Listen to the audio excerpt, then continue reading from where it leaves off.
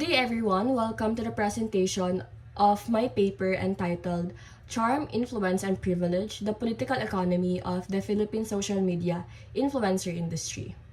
Social media influencers are a subgroup of content creators who use their followings, brandings, and commercial sponsorships to earn income by promoting products and services. In the Philippines, a notable phenomenon is the rise of Nepo babies, or influencers whose positions of power and influence stem from their ties to politicians, celebrities, and wealthy families. The core argument of this study is that digital presence, influence, and market dominance are not simply honed by creativity or merit, but are significantly shaped by pre-existing political and economic privilege. Invisible engines like algorithms also shape what the audience sees, often favoring popular and commercially feasible content, thereby undermining other creators.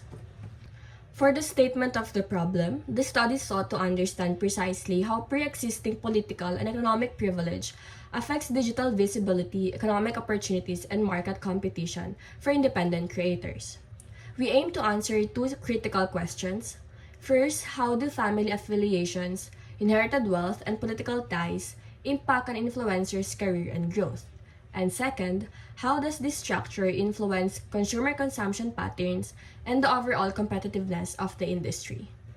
For review of related literature, based on existing studies, understanding this landscape requires recognizing the influencer marketing ecosystem, which involves three key entities: firms, influencers, and digital platforms. Firms aim to maximize customer equity, platforms maximize user equity, and influencers strive to maximize follower equity, or the net present value of cash flows associated with a follower, plus their social value.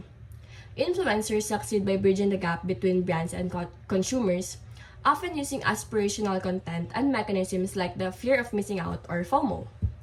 Crucially, the concept of social capital explains the disparity. Social capital is defined as a lasting layered resource connected to economic and social frameworks, which can be defined as potential resources derived from belonging to a durable network of institutionalized relationships. Studies show that an individual's social class of origin has an independent effect, transmitting structural advantages in social networks across generations. Those with inherited social capital, symbolized by a well-known name, can effortlessly convert temporary relationships into enduring bonds. In the digital sphere, platforms act as a socio-technical intermediaries, using algorithms to manage visibility, curate videos, and prioritize content, reinforcing existing economic power dynamics. For summary and conclusion, this paper established that pre-existing political and economic privilege plays a structural role in the Philippine influencer industry, granting elite-backed influencers faster growth, increased market dominance, and early access to capital and networks. While this disparity intensifies competition, the findings indicate that authenticity remains a valuable asset for independent creators who can build audience trust through organic content and genuine reviews.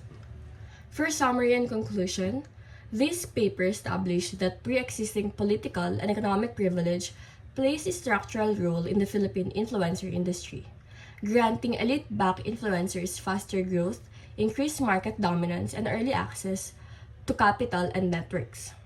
While this disparity intensifies competition, the findings indicate that authenticity remains a valuable asset for independent creators who can build audience trust through organic content and genuine reviews. Lastly, for the recommendations, first, for the state, strengthen support for independent small-scale influencers through state-backed digital programs. Second, for the social media platforms, platform accountability and algorithmic fairness measures. Third, for the industry, promote ethical influencer practices and industry self-regulation. Fourth, for the influencers, uphold content authenticity and credibility. And lastly, for the future researchers, further research on digital nepotism and platform inequality.